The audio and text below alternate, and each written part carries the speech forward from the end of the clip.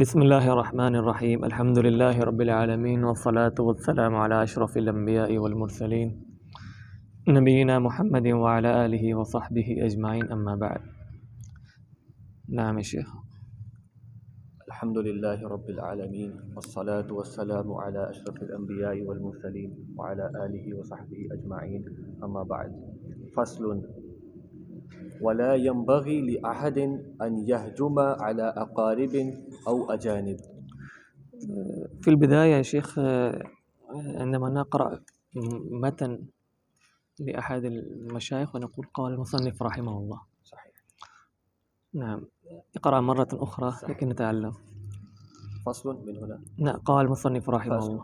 قال المصنف رحمه الله: ولا ينبغي لأحد أن يهجم على أقارب أو أجانب۔ نعم، بسم اللہ الرحمن الرحیم الحمد للہ رب العالمین والصلاة والسلام علی اشرف الانبیاء والمرسلین نبینا محمد وعلی آلہ وصحبہ اجمعین اما بعد۔ پچھلی کلاس میں ہم نے فطرت کے بارے میں جو 10 چیزیں پڑھی تھی، اور اس میں سے آخری چیز جو داڑھی کے جو ہے وہ رنگ کے بارے میں تھا۔ یہاں پہ امام رحمہ اللہ نے ایک نیا ادب جو ہے، ادب میں سے ایک نئے ادب کی بات شروع کی ہے۔ ولا ينبغي لأحد أن يهجم، آگے أن يهجم على أقارب أو أجانب، کہ انسان کے لیے جو ہے وہ زیب نہیں دیتا کہ کسی گھر میں جو ہے وہ ڈائریکٹ گھس جائے اور بغیر کسی اجازت کے، بغیر کسی استئذان کے جائز نہیں ہے کہ وہ کسی کے گھر میں جو ہے وہ گھس جائے، جیسا کہ اللہ تعالیٰ فرماتے ہیں لا تدخلوا بیوتا غیر بیوتکم حتی تستأنسوا، کسی کے گھر میں داخل نہ ہو یہاں تک کہ استئناس یہاں پہ آئے۔ استئناس کسے کہتے ہیں؟ اجازت کو۔ تو اجازت کو استئذان ہوتا ہے نا عربی میں، استئذان۔ تو یہاں پہ استئناس کیوں ہے؟ استئناس کا مطلب کیا ہوتا ہے؟ یہ انست سے ہے، ایک ہے نا وحشت، کسی کے وحشت، کسی کا ڈر، اور کسی کا جو ایک دم یعنی کوئی داخل ہو تو بندے کو ڈر لگ جاتا ہے۔ ایک ہے استئناس، اطمینان سے ہے، انس سے ہے، انس سے، کہ انسان کسی کے سامنے ایسے طریقے سے داخل ہوتا ہے کہ وہ مطمئن ہوتا ہے اس سے، مستأنس ہوتا ہے اس سے۔ تو یہاں پہ استئناس کا لفظ آیا ہے، لا تدخلوا بیوتا غیر بیوتکم حتی تستأنسوا۔ یہاں پہ مطلب تو ہے وہ استئذان کا ہی مطلب ہے، یعنی یہاں تک کہ تم اس سے اجازت لو۔ یہ بند تو ہو گیا، اب دیکھ لو، لگا لو، نہیں تو پھر ویڈیو میں دیکھ لیں گے۔ تو یہاں پہ اجازت جو ہے وہ استئناس سے ہی ہے، یعنی اجازت لینے کے بعد انسان جس کے اندر داخل، یعنی جس گھر میں داخل ہو رہا ہوتا ہے، وہ انسان ایک اطمینان محسوس کرتا ہے اگر انسان کسی سے اجازت لیتا ہے، عکس اس کے کہ انسان جو ہے ایک دم داخل ہو کسی گھر والے پہ یا کسی مجلس میں، تو انسان کو جو ہے وحشت محسوس ہوتی ہے، اس سے خوف محسوس ہوتا ہے۔ چھوڑ دو یار، چھوڑ، وہ ویڈیو جو ہے نا وہ ویڈیو سے ہی کر لیں گے، وہ بعد میں دیکھ لیں گے۔ تو اور نبی علیہ الصلاۃ والسلام کی جو ہے وہ حدیث بھی ہے کہ اگر انسان جو ہے وہ آپ کسی گھر میں داخل ہوں تو 3 مرتبہ اجازت لے، اگر اجازت دے تو ٹھیک ہے، وَإِن قِيلَ لَكُمُ ارْجِعُوا فَارْجِعُوا هُوَ أَزْكَىٰ لَكُمْ، اگر وہ آپ کو کہے کہ واپس لوٹ جاؤ تو واپس لوٹ جائے جائے۔ اور یہاں پہ جو ہے وہ لازمی بات یہ ہے کہ آپ کو وہ زبان سے اجازت دے، یا آپ کو زبان سے وہ صریحتاً کہہ دے کہ بھائی آپ چلے جائیں، میں نہیں، آپ کو جو ہے وہ آپ کا آنا مجھے جو ہے وہ خوش آمدید نہیں ہے۔ ایک لسان الحال بھی ہوتی ہے جس کو ہم جو ہے وہ باڈی لینگویج کہتے ہیں۔ کچھ انسان کو جو ہے وہ محسوس ہوتا ہے کہ یار یہ مجھے نہیں چاہتا کہ میں اسے گھر میں داخل ہوں یا اس کے مجلس میں داخل ہوں، تو وہ محسوس کرتا ہے کہ یہ مجھے نہیں چاہ رہا کہ جو ہے میں اس کے گھر میں داخل ہوں، تو وہ اس سے اچھا کہ انسان دور ہو جائے اس سے۔ تو یہ بھی جو ہے وہ ایک ادب میں سے ہے۔ اور اسی طرح جو ہے وہ ہمارے یہاں آج کے جو ہے دور میں اگر ہم اس چیز کا جو ہے وہ موبائل پہ جو ہے نا اتصالات پہ اگر ہم یہ حکم لگائیں تو 3 بار کے بعد جو ہے ہمیں کال نہیں کرنی چاہیے۔ اگر 3 بار کوئی بندہ اجازت جو ہے وہ نہیں فون جو ہے اٹینڈ کر رہا تو جو ہے وہ ہمیں جو ہے 4تھی مرتبہ کال نہیں کرنی چاہیے۔ اور کال کرنے والے میں کچھ لوگ جو ہے وہ تھوڑے سے عجیب ہوتے ہیں، اگر آپ ان کے گھر میں جائیں، اگر وہ دروازہ نہ کھولیں، اجازت نہ دیں تو غصہ ہوتے ہیں۔ بھئی کس چیز کا غصہ ہے؟ کیا اس بندے پہ حق ہے آپ کا جو ہے وہ آپ کے لیے دروازہ کھولے یا آپ کا فون اٹھائے؟ وہ نہیں اٹھانا چاہتا، کسی چیز میں مصروف ہے۔ ہمارے ہاں جو ہے وہ اگر کسی گھر میں جائیں تو وہ اندر سے جو ہے بچوں کو کہتے ہیں کہ بابا گھر میں نہیں ہے، وہ آگے کہتا ہے بابا کیا نا، بابا گھر میں نہیں ہے۔ تو وہ جب پھر گاڑی دیکھتے ہیں جب گاڑی گرم ہے تو ہاں ابھی واپس آیا گھر سے تو دروازہ پھر کھٹکھٹانے لگ جاتے ہیں چوتھی پانچویں مرتبہ گاڑی گرم ہے بھائی ابھی آیا ہوگا. تو یہ سب جو ہے یہ آداب کے خلاف ہیں. اور حضرت عمر رضی اللہ تعالیٰ یہاں سے اللہ کے حدیث کی جو ہے نا وہ پتہ چلتا ہے کہ صحابہ کرام نے کیسے حدیث کو محفوظ کیا ہے. حضرت عمر رضی اللہ تعالیٰ عنہ کے پاس ایک صحابی آئے, انہوں نے دروازہ کھٹکھٹایا اور 3 مرتبہ کھٹکھٹانے کے بعد چلے گئے. حضرت عمر نے اجازت نہیں دی, نہیں کچھ بولے نہیں. اب جو ہے وہ جب واپس لوٹ گئے تو اللہ کے حضرت عمر اس کو بلایا, اس کو کہا کہ واپس تم کیوں لوٹے ہو؟ اس نے کہا حدیث میں اللہ کے نبی نے فرمایا 3 مرتبہ اجازت دو, اگر اجازت مل جائے ٹھیک ہے, نہیں واپس لوٹ جاؤ. تو سو فرمانے لگے کہ جا تو مجھے حدیث دے گا یا تو میں جو ہے وہ جو ہے ضرب ماروں گا, کوڑے ماروں گا اس کو. کیوں کوڑے ماروں گا؟ کیوں کس چیز کے کوڑے مارے؟ سوال اٹھتا ہے کہ اگر جب تو حدیث لے کے آیا جب میں تو یہ کوڑے ماروں گا, یہ کیوں کہا حضرت عمر نے؟ دلیل بہت ضروری ہے, اس طرح سے نہیں کہ کوئی بات ایسی کر دی ہے اس کی کوئی دلیل نہ ہو. ایسی کوئی دلیل نہ ہو, اللہ کے نبی پہ کوئی جھوٹ نہ بولے. جب تو حدیث لے کے آ, کیونکہ حضرت عمر کو حدیث نہیں معلوم تھی. اب یہاں سے یہ بھی چیز معلوم ہوتی ہے کہ انسان جو ہے وہ جتنا بڑا عالم بن جائے. حضرت عمر کی کہ آپ اگر ان کی فقہ اٹھا کے دیکھیں تو علماء نے 3 کتابیں لکھی ہوئی ہیں. فقہ عمر بن خطاب پیچھے پڑھی ہوں گی, عمر بن خطاب کے بارے میں 3 کتابیں صرف فقہ پہ ہیں. تو یہ ان کی فقہ تھی, لیکن اس کے باوجود اس حدیث کا نہیں معلوم. یہ کتنی مشہور حدیث ہے, اور اس حدیث کا معلوم کس کو ہے؟ ابو سعید خدری کے جو سب سے چھوٹے صحابی انصار میں سے تھے, سب سے چھوٹے صحابی. تو وہ فرمانے لگے جب تو حدیث لے کے آئے گا جب تجھے جو ہے وہ میں کوڑے لگاؤں گا, تاکہ اللہ کے نبی پہ ہر کوئی جھوٹ نہ بول سکے. تو پھر جو ہے وہ صحابی نے اپنے ساتھ جو ہے وہ دلیل کوئی گواہی ڈھونڈی, تو ابو سعید خدری نے فرمایا کہ میں نے اللہ کے نبی سے حدیث سنی تھی. تو یہاں پہ حضرت عمر جو ہے وہ بڑے جو ہے وہ متاسف ہوئے, غمزدہ ہوئے کہ میرے سے کیسے یہ حدیث جو ہے وہ نکل گئی ہے, مجھے نہیں معلوم ہوئی, میں کس چیز سے مصروف تھا کہ یہ حدیث جو ہے میں نہیں سن سکا. اچھا جو ہے وہ کسی کو داخل ہونے میں جو ہے وہ 2-3 چیزیں ہیں. ایک تو یہ کہ اگر آپ گھر کے اندر ہیں, گھر کے اندر 2-3 قسم کے افراد ہیں. ایک ہے یہ چھوٹا ہو گیا بچے جو بالغ نہیں ہوئے ہیں, ایک ہے کہ ہم لوگ بالغ ہیں, اور تیسرا جو وہ ہے جو خادم ہیں, جو ہمارے ہاں جو صفائی کرنے والی ماسیاں وغیرہ آتی ہیں. تو جو بچے ہیں اور جو خادم ہیں ان پہ 3 اوقات میں لازمی ہے کہ وہ اجازت لے کے داخل ہوں. 3 اوقات میں جو کہ قرآن مجید نے ذکر فرمائے ہیں. کون کون سے؟ رات کو عشاء کے بعد, جیسے فجر سے پہلے, وہ دوپہر کے وقت جب لوگ ریسٹ کرتے ہیں, قبل صلاۃ الفجر, من الظہیر عند الظہیرہ وبعد العشاء. یہ 3 اوقات ہیں, فجر کے بعد, عشاء کے بعد, اور درمیان میں ظہر کے ٹائم. اب ظہر کے ٹائم یعنی عرف میں ہے کہ آپ کب جو ہے لوگ آرام کرتے ہیں. پاکستان میں کس ٹائم لوگ, ان کا ٹائم الگ ہوتا ہے, یعنی عرف پہ ہے. ہمارے ہاں جو ہے زور سے پہلے, ظہر کے بعد تھوڑا بہت آرام کرتے ہیں. تو اس 3 اوقات میں بچوں کو سکھایا جائے, اور خادم جو ہیں کیونکہ ان کو اس لیے کہا گیا کہ آپ اور ان 3 اوقات کے علاوہ آپ بغیر اجازت کے داخل ہو سکتے ہیں, کیونکہ یہ آنا جانا کا لگا رہتا ہے. بچوں کا آنا جانا لگا رہتا ہے, خادمہ کا آنا جانا لگا رہتا ہے کمرے میں داخل ہونا. تو اس لیے ان 3 اوقات میں ان کو بھی سکھایا جائے گا, ان 2 خادمہ اور بچوں کو بھی سکھایا جائے کہ آپ نے آنا ہے تو اجازت لے کے آنی ہے. اور بالغین کو 24 گھنٹے جب بھی کسی داخل کمرے میں داخل ہوں یا گھر میں داخل ہوں تو وہ 24 گھنٹے اجازت لے کے داخل ہوں گے. بغیر اجازت کے داخل ہونا منع ہے. نبی علیہ الصلوۃ والسلام کے پاس ایک صحابی آئے اور فرمانے لگے کہ اللہ کے نبی کیا اپنی میں ماں کے کمرے میں یا ماں کے پاس داخل ہوتے ہوئے اجازت لوں؟ تو اللہ کے نبی نے فرمایا کہ تو کیا تو اس بات پہ راضی ہوگا کہ تیری ماں جو ہے وہ بغیر کپڑوں کی ہو تو دیکھ لے اس کو؟ تو ماں کو, بہن کو, بھائی کو, بالغین کے لیے لازمی ہے کہ وہ اجازت لے کے داخل ہوں. بغیر اجازت کے لیے ان 3 جو ہے 2 جو ہے خادمہ ہو گئی اور یا بچے ہو گئے, ان کے لیے 3 اوقات میں لازمی ہے کہ وہ اجازت لے کے داخل ہوں. انسان کسی بھی حالت میں ہو سکتا ہے. یہ فرمایا لا ينبغي لأحد ان يهجم, ہجوم سے ہے, ایک دم داخل نہ ہو جائے. اب ان 3 اوقات میں انسان جو ہے کبھی کبھی اپنے کپڑے اس نے اتارے ہوتے ہیں یا ہلکا ہوا ہوتا ہے سونے کے لیے, آرام کرنے کے لیے, تو وہ انسان پسند نہیں کرتا کہ وہ جو ہے کسی بندے کو اس صورت میں دیکھے. یہاں تک کہ شوہر بیوی کا بھی حساب یہی ہے. اب شوہر کبھی اپنی بیوی کو کسی ایسی حالت نہیں پسند کرتا کہ میں اس کو دیکھوں, یا بیوی اپنے شوہر کو نہیں پسند کرتی کہ اس حالت میں دیکھوں. تو یہ سنت ہے اللہ کے نبی کی, اللہ تعالیٰ کی, کہ آپ جب بھی کسی بندے پہ داخل ہوں, بے شک آپ کے ماں باپ ہوں, بہن بھائی ہوں, تو آپ اس سے اجازت لے کے داخل ہوں. اور ایک ہے گھر میں داخل ہونا. اب گھر میں داخل ہونا ہمارے ہاں جو ہے وہ کہتے ہیں کہ کون ہے؟ میں. بھائی میں کون؟ دروازہ کھٹکاتا ہے نا, کون؟ میں. تو میں جو ہے اللہ کے نبی کے پاس حضرت جابر غالباً آئے اور دروازہ کھٹکھٹایا، اللہ نے فرمایا من، تو حضرت جابر فرمایا کہ انا، میں، تو اللہ کے نبی فرمایا انا یعنی ان کہ انہو احتقرہ او اکریہہ، کہ اللہ کے نبی نے اس چیز کو اچھا نہیں محسوس کیا کہ انا کیا مطلب میں، آپ کا نام بتائیں انا جابر، میں جابر ہوں. تو جب آپ دروازے میں دستخط دیں اور آپ جو ہے وہ کوئی آئے تو اپنا نام بتائیے کہ میں فلان ابن فلان ہوں. اچھا، ولا ينبغي لأحد نعم أن يهجم على أقارب أو أجانب لئلا يصادف بذلة من كشف عورة. نعم،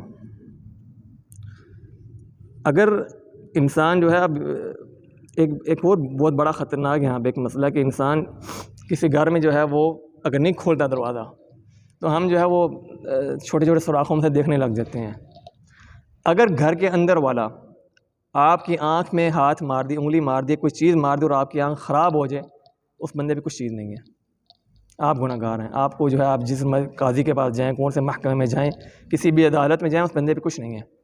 اللہ کے نبی کے پاس جو ہے گھر میں جو ہے ایک بندہ دیکھنے لگا سوراخ سے، تو کہ قریب تھا کہ اللہ کے نبی اس کو جو ہے وہ اس کے آنکھ جو ہے پھوڑ دیتے. تو یہ بڑی خطرناک چیز ہے کہ اگر انسان جو ہے وہ کسی کے گھر میں جھانکے اور وہ کسی کو جو ہے وہ مار دے تو شریعت کے مطابق اس بندے پہ کچھ نہیں ہے کہ اس کی آنکھ خراب ہو جائے. تو یہ بھی ایک ادب کے خلاف ہے، انسان جو ہے وہ گھروں میں جھانک کے ہمارے ہاں تو اکثر گھر ہی ایسے بن گئے کہ چھتوں سے ایک چھت سے دوسری چھت پہ دیکھتے ہیں. تو یہ بھی بڑی جو ہے وہ ایک عیب ہے قسم کا.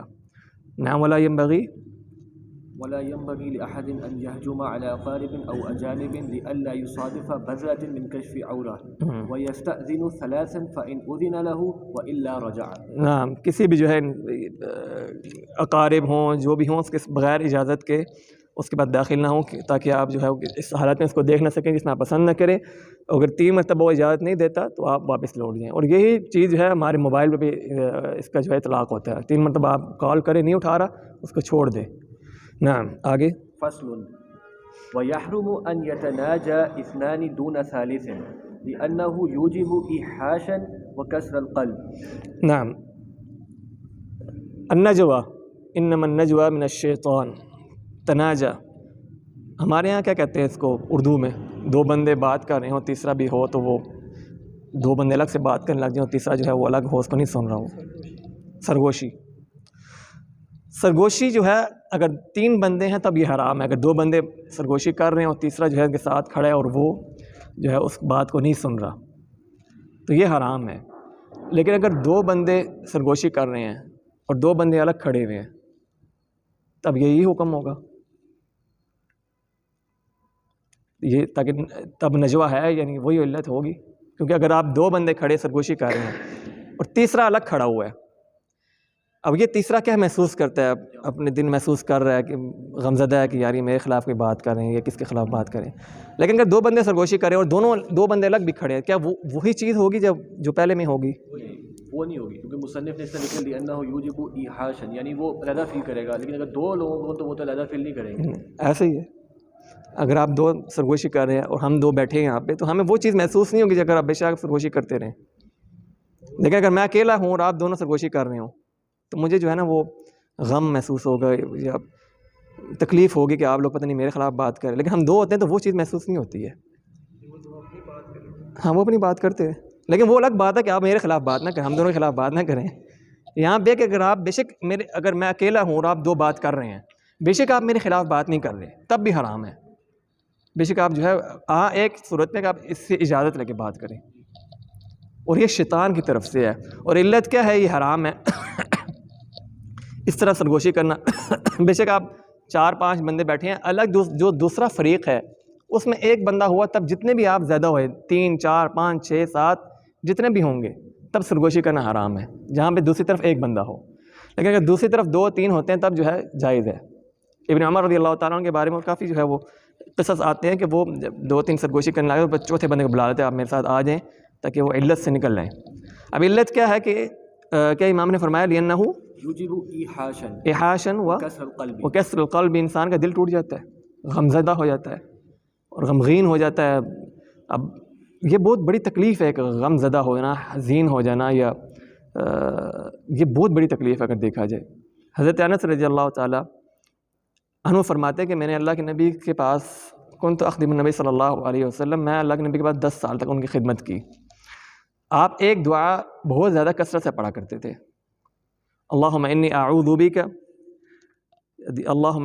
بک من الہم والحزن، اے اللہ میں تیرے سے ہم اور حزن سے پناہ مانگتا ہوں، یا ہم اور حزن دونوں میں کیا فرق ہے؟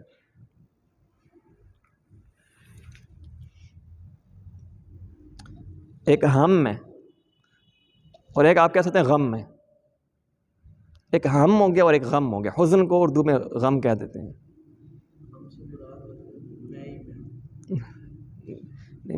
میں مہموم ہوں، مجھے ہم زدہ ہوں میں، اور ایک ہے میں غم زدہ ہوں۔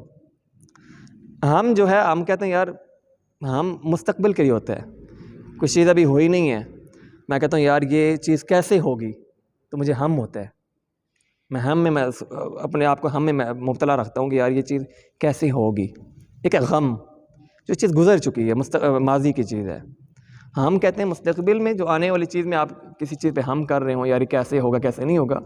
غم جو گزر چکی ہے، یہ کیوں ہوا، تو اللہ کے نبی فرمائے گا اللہم انی اعوذ بک من الہم والحزن والعجز والکسل۔ عاجز اور کسل میں کیا فرق ہے؟ عاجز ہونا اور کسلان عاجز ہوتا ہے کہ جو کوئی چیز کر ہی نہیں سکتا، یعنی اور کسلان ہوتا ہے کہ مطلب وہ کر تو سکتا ہے لیکن اس میں کوئی رکاوٹ آ رہی ہے، ارادہ نہیں ہے، سستی ہے۔ عاجز وہی یعنی جو کر سکتا ہی نہیں ہے، شروع سے ہی عاجز ہے۔ کسلان سست ہے، کر سکتا ہے لیکن سستی اپنے ارادے کی وجہ سے وہ پیچھے ہے۔ نہیں وہ عجز ہے اور عاجزی الگ ہے، یہ عجز ہے۔ یہ عاجز سے یعنی اردو میں سو آپ عاجز ہی کہتے ہیں ہم، عاجز وہ آپ جو کہہ رہے ہیں وہ دوسری چیز ہے، عاجزی ہے وہ۔ وَمِنَ الْجُبْنِ وَالْبُخْلِ، جبن اور بخل میں کیا فرق ہے؟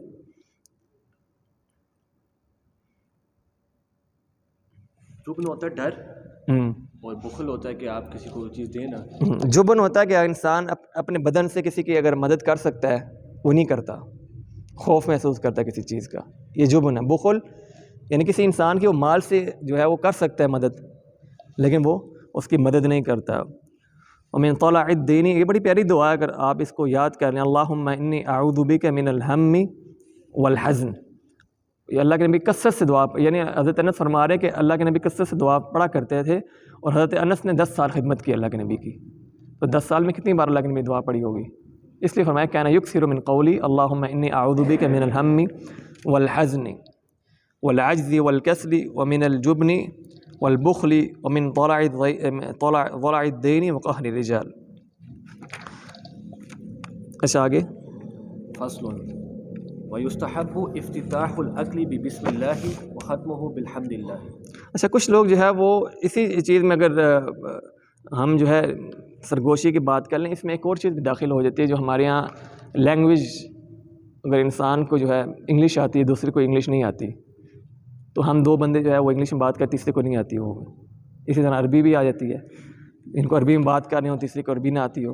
اور ہمارے یہاں میں آج کل خاص طور پہ لڑکیوں میں یہ چیز پائی جاتی ہے، وہ جو فا کی بولی، پتہ نہیں کون کون سی بولیاں ہوتی ہیں ان کی، تو یہ سب چیزیں جو ہے اس میں آتی ہیں اور یہ حرام ہے۔ ہمارے اس چیز کو کوئی جو ہے نا سمجھا نہیں جاتا، عام سی بات، یعنی ہمارے یہاں اللہ معاف کرے خاص طور پہ خواتین میں وہ جان بوجھ کے یہ بولی بولتی ہیں فا کی یا دوسری بولی، تاکہ دوسری اس کی سہیلی جو ہے اس کو سمجھ نہ آ سکے، بچے کو اس کے خلاف بات نہیں کر رہی ہیں، اس کو چڑھانے کے لیے ہم جو ہے یہ بات کریں تو یہ سمجھ نہیں آ رہی ہے، دیکھو ذرا ہم کتنی اعلیٰ نسل کی ہیں اور کتنی جو ہے وہ ذہین ہے، تو یہ حرام ہے۔ حرام کیوں ہے؟ کیونکہ انسان جو ہے اس وجہ سے اپنے مسلمان بھائی کے دل میں غمزدہ حزن جو ہے وہ ڈالا جاتا ہے، اور انسان کے دل میں جب حزن آ جائے، اس لیے اللہ کے نبی کثرت سے یہ حزن سے جب پناہ مانگا کرتے تھے کہ انسان کے دل میں اگر غم اور ہم آ جائے تو وہ عبادت صحیح طرح نہیں کر سکتا، اس لیے فرمایا انما النجوى من الشیطان، یہ سرگوشیاں جو ہیں یہ شیطان کی طرف سے ہیں، لیحزن الذین آمنوا، تاکہ وہ ان لوگوں کو جو ہے غم زدہ کر سکے جو ایمان لے کے آئے۔ تو یہ ہم اور یہ حزن جو ہے بہت خطرناک چیز ہے، جو اس بیماری میں یا اس مرض میں اللہ معاف کر مبتلا ہو، آپ اس سے پوچھے۔ اب یہ دو بندے گفتگو کر رہے تھے، اس سے کو نہیں سمجھ آ رہی، وہ تو ایک قسم کا وہ دو بندے تو مزے لے رہے ہوں گے یا اس کو چڑھا رہے ہوں گے، لیکن وہ جو اس پہ پڑ گیا اس کو ان کو نہیں پتہ، جو اس پہ جو ہے اتنی خطرناک جو ہے ہم اور غم اس پہ پڑا ہوا ہے وہ اس کو نہیں پتہ ہوگا. تو یہ شیطان کی طرف سے ہے، اور شیطان کے ساتھ جو چیز ہوگی تو پھر حرام ہوگی، اور اس کا مقصد یہ ہے کہ انسان جو ہے عبادت میں جو ہے وہ کمزور پڑ جائے، اور کمزور ہونے کا راستہ اس کو یہ ملا کہ کسی انسان کو جو ہے ایک تو ہے غم، دوسری ایک اور خطرناک چیز کیا کہ آگ کے درمیان میں حسد پیدا ہو جائے گا، بغض، کینہ، حسد. اور اس سے زیادہ محبوب کیا چیز ہے شیطان کو؟ حسد اور بغض سے زیادہ کیا چیز محبوب ہے شیطان کو؟ تو جیسا کہ وہ اپنے جو حواریوں کو بھیجتا ہے یا اپنے خبیثوں کو بھیجتا ہے کہ جاؤ، وہ اس بندے کو سب سے زیادہ قریب اپنے کرتا ہے جو دو میاں بیوی کے درمیان جو ہے جھگڑا کروا کے آئے ہوتے ہیں. تو جھگڑا کروانا بغض حسد ہی ہے نا، تو یہ سب سے محبوب عمل ہے شیطان کا. تو اس لیے فرمایا انما النجوى من الشیطان لیحزن الذین آمنوا. اچھا نعم. فصل ويستحب افتتاح اقرأ مرة أخرى الفصل الماضي. فصل ويحرم أن يتناجى اثنان دون ثالث لأنه يوجب إيحاشا وكسر القلب. وہی جو دو اگر گفتگو کر رہے ہوں سرگوشی کر اس کے سامنے نہ کریں، اسی طرح 3 چوتھے کے سامنے، 5 چھٹے کے سامنے. لیکن اگر فریقین ہیں، 3 ہو گئے، 2 4 3 5 2، اس طرح اس میں کوئی حرج نہیں ہے. لیکن ایک دوسری طرف ایک بندہ نہ ہو، کیونکہ اس سے دوسرے بندے کا دل ٹوٹ جاتا ہے اور وہ حسد بغض سب کچھ میں داخل ہو جاتا ہے. نعم. فصل ويستحب افتتاح الأكل ببسم الله وختمه بالحمد لله. ويستحب افتتاح الأكل ببسم الله. امام رحمہ اللہ فرما رہے کہ کھانے کا آغاز بسم اللہ سے کرنا مستحب ہے. مستحب ہے یا واجب ہے؟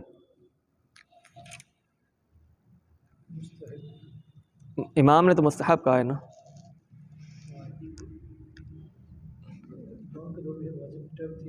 جی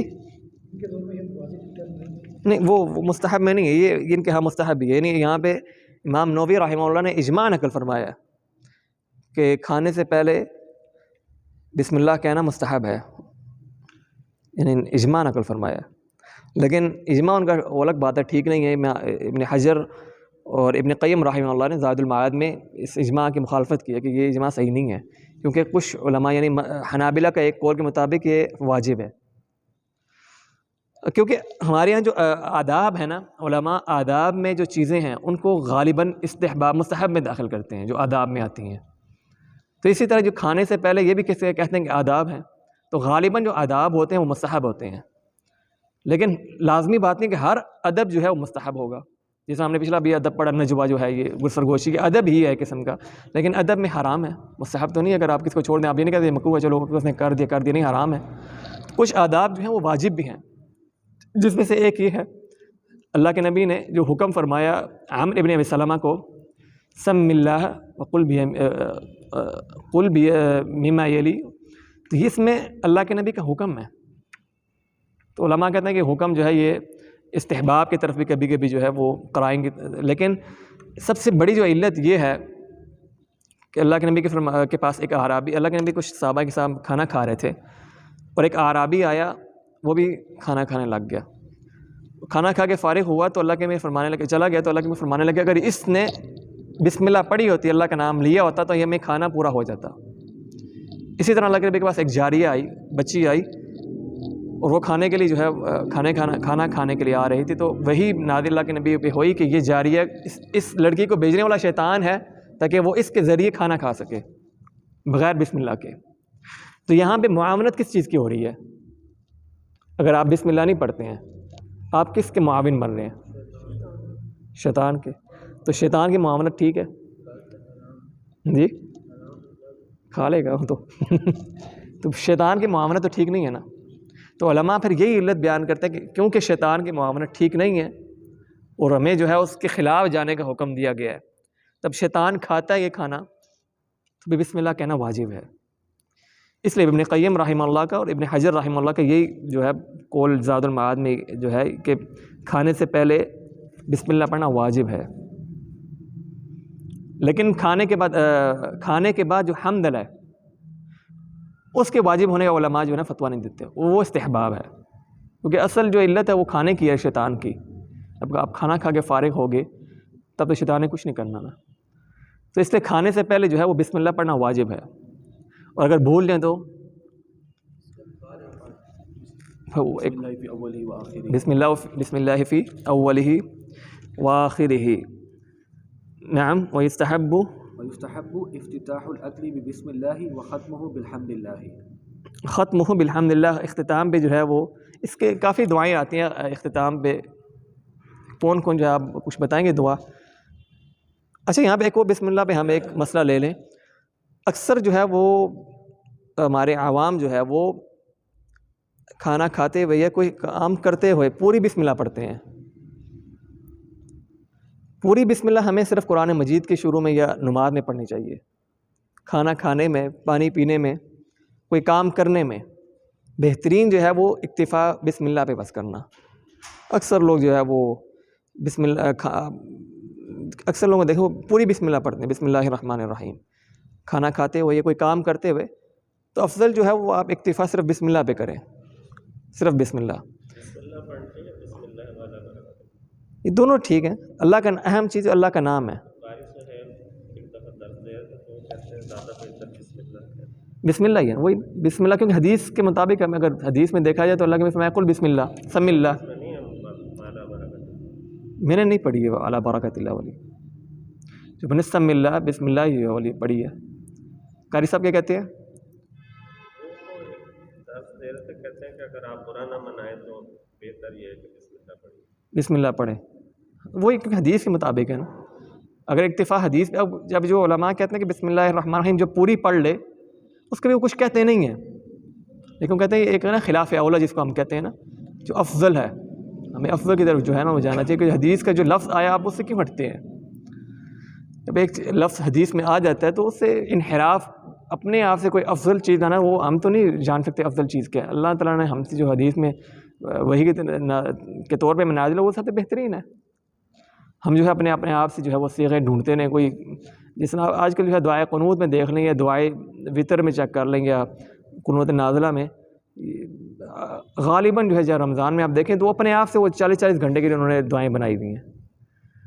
جو معصور دعائیں اللہ کے نبی سے جو ثابت ہیں وہ بہت کم ہیں, وہ بہت کم پڑھتے ہیں. اور سنت جو ہے دعائے وطر میں دعا وہ مختصر ہے, اختصار. ہمارے یہاں امام صاحب کو دیکھو تراویح سے لمبی تو وطر کی نماز پڑھا دیتے ہیں.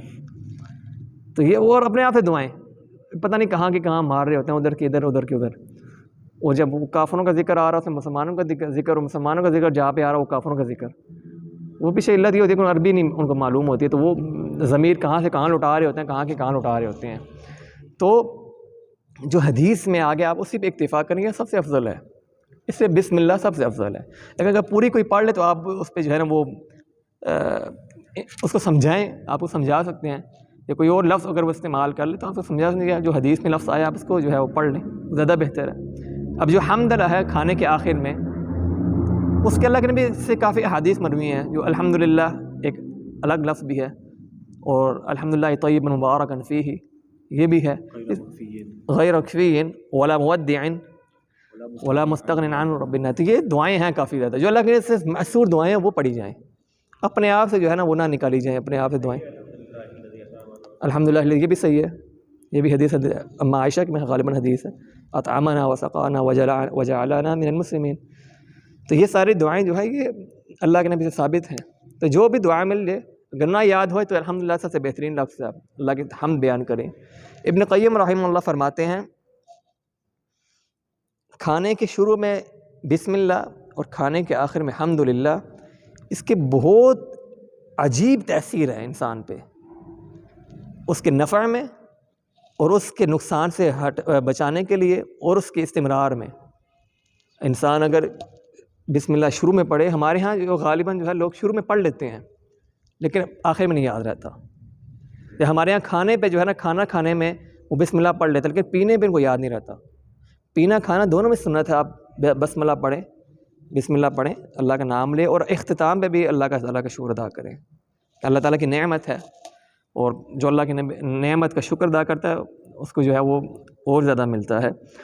تو یہ واجب ہے جو امام نے فرمایا استحب تو استحباب نہیں ہے، جیسا کہ امام نووی نے اجماع بھی نقل فرمایا تو مستحب نہیں ہے، ابن قیم کے مطابق وہی بہتر ہے کہ واجب ہے، کیونکہ انسان جو ہے وہ شیطان کی معاونت اس چیز میں کرتا ہے، اور ہمیں شیطان کی معاونت سے منع کیا کہ اس کے راستے سے ہٹنے کا حکم دیا گیا ہے، تو اس لیے واجب ہے آپ بسم اللہ کا نام لے کے کھانا۔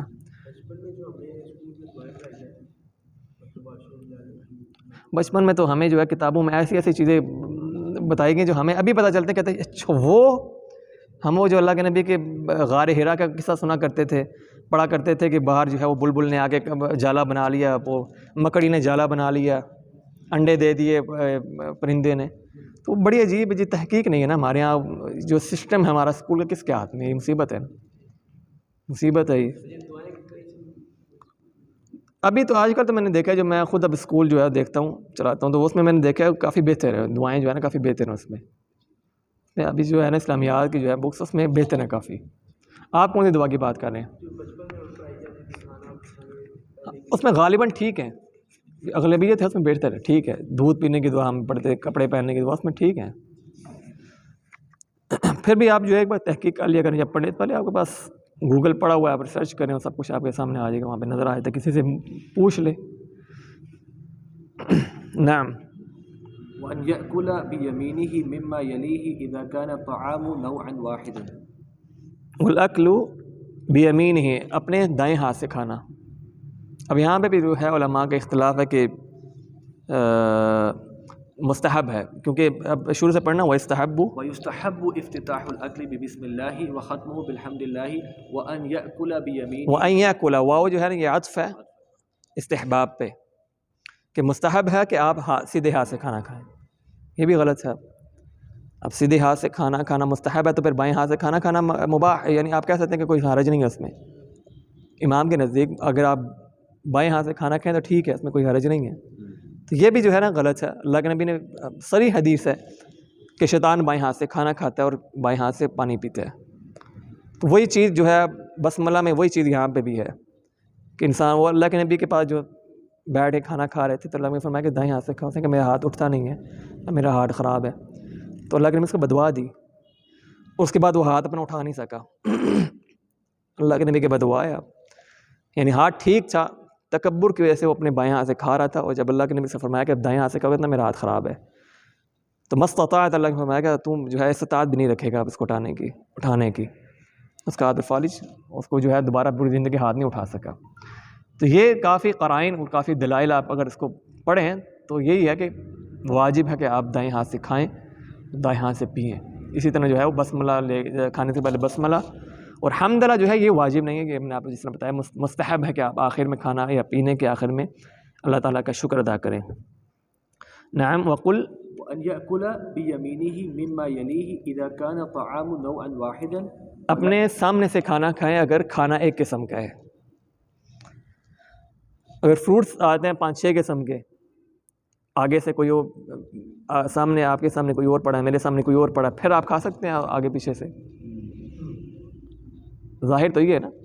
اللہ کے نبی کے حدیث غالباً حضرت انس فرماتے ہیں کہ کھانا اللہ کے نبی کے سامنے رکھ کے تو اللہ کے نبی چن کے جو ہے کھا رہے تھے، کیونکہ کھانا مختلف تھا، تو کھانا اگر مختلف ہو تو انسان جو ہے وہ آگے پیچھے سے کھا سکتا ہے، لیکن اگر کھانا مختلف نہیں ہے تو پھر اپنے سامنے سے کھائے، کیونکہ اگر دوسرے کا آپ کھانا کھا رہے ہیں تو آپ وہ گویا اس کا حق کھا رہے ہیں نا، اس کا حق جس کے سامنے پڑا اس کا حق ہے۔ نعم۔ ولا يأكل من ذروة الطعام لكن من جوانبه وكذلك الكيل۔ حضرت نوح علیہ السلام کے بارے میں آتا ہے انہ کان عبدا شکورا، کہ وہ اللہ کا بندہ بڑا ہی شکر گزار تھا۔ آثار میں آتا ہے کیونکہ وہ ہر کھانے اور ہر کھانے پینے اور کے پہلے اللہ تعالیٰ کا نام اور آخر میں اللہ تعالیٰ کا شکر ادا کیا کرتے تھے، یہ ایک بہت بڑی نعمت ہے۔ پھر امام رحمہ اللہ فرما رہے ہیں کہ کھانے کے جب کھانا پڑا ہو تو آپ درمیان سے نہ کھائیں یا اوپر سے نہ کھائیں، کیوں؟ فإنه أدعى للبركة كذلك روي في السنن۔ كذلك روي في السنن، کیونکہ درمیان میں جو کھانا ہوتا ہے اس میں اللہ تعالیٰ برکت ڈالتا ہے، تو جب آپ سائڈ سے کھاتے ہیں تو آہستہ سب جو ہے اس برکت میں شامل ہو جاتے ہیں، لیکن آپ ایک تو ہے عیب بھی دیکھا جاتا ہے کہ آپ جو ہے وہ اوپر سے کھا رہے ہوں کسی کے، تو مستحب یہ کہ آپ جو ہے اس کے سائڈ سے کھانا کھائیں، یہ بھی آداب میں سے ہیں۔ نعم، انتهينا من هذا الفصل. اور بات ولا ينفق الطعام ولا ينفق چاہیے الطعام اگلی بار پڑھ لیں گے، اس بار جو ہے وہ میں بھی تھوڑا مصروف تھا، اور یہاں تک اکتفا کرتے ہیں انشاءاللہ۔ پلیٹ میں ہم تو ویسے ہی کھا رہے ہیں نا، جی گھر میں اکٹھا کھاتے ہیں ایک پرات میں، جی، اس کا ذکر ہو رہا ہے، اب پلیٹ میں کھا رہا ہوں میں تو اپنے سامنے سے کھاتے کھاتے میں درمیان میں پہنچوں گا، وہ تو جب آپ شروع میں کھا لیں گے نا، ایک دیکھ یہاں پہ جو امام رحمہ اللہ فرماتا ہے ایک ڈریک آپ جو ہے نا درمیان سے اٹھا کے کھاتے رہیں، جب آپ سائڈ سے کھا رہے ہیں وہ تو آپ کے پاس آہستہ آہستہ خود آ جائے گا نا، آپ آگے آ جاتا ہے، قریب خود ہی آ جاتا ہے۔ یہاں پہ بات ہو رہی ہے کہ ایک دم جو ہے آپ درمیان سے اٹھا کے کھانا کھائیں۔ ایک جگہ میں نے اس کا پانی پینے کا آداب میں سنا تھا کہ جیسے آپ 3 سانس میں پانی پی رہے پہلے کریں گے تو بسم اللہ پڑھیں، پھر پانی پی لیں، پھر جب منہ ہٹاتے ہیں تو منہ سانس نہ لیں پانی، یہ آگے آداب آ رہے ہیں نا، اس کے ادب آ رہے ہیں۔ پھر الحمد للہ کہیں پھر دوسرا پھونک لیں پینے لگے، پھر بسم نہیں اللہ نہیں، ایسا کوئی نہیں ہے ہمارے یہاں، تو وہ یہ اپنے میں ہمیں کسی حکیم وغیرہ سے سنا ہوگا، یا ہمارے یہاں جو میں تو کچھ کو سن رہا تھا، وہ کہتے ہیں کہ آپ نے جو ہے نا وہ پانی کو جو ہے نا وہ جس طرح چڑیا پیتی ہے اس طرح پینا ہے، وہ کسی دوائی کے بعد بتاتے کہ آپ اس طرح پئیں گے تو آپ کو جو ہے بیماری نہیں لگے گی۔ بھائی تجھے زیادہ پتہ ہے، اللہ کے نبی کو زیادہ پتہ ہے، جنہوں نے کہا 3 سانسوں میں پیو، آپ کا پانی پیو۔ وہ کہتا ہے کہ آپ نے جو ہے وہ پھر آپ کو نوالا کہتا ہے کہ 40 مرتبہ آپ نے جو اس کو چبانا ہے، کیونکہ آپ کی جو ہے نا 32 دانت ہے، تو اس کو جمع کر کے جو ہے نا اتنے مدد چبانا ہے۔ تو یہ اپنے آپ سے ہم نے ایجاد کی ہے، میں نے کہا کہ اختصار ہم حدیث پہ ہی کریں تو وہ بہتر ہے اور وہی افضل ہے ہمارے لیے۔ یہاں پہ اکتفا کرتے ہیں، انشاءاللہ اگلی کلاس میں آگے پڑھیں گے۔ آج اس بار تھوڑی کلاس تھوڑی چھوٹی ہوئی ہے، اگلی بار انشاءاللہ اس کو مکمل کر لیں گے، مصروف تھا۔ صلی اللہ علیہ نبینا محمد وعلی آلہ وصحبہ اجمعین۔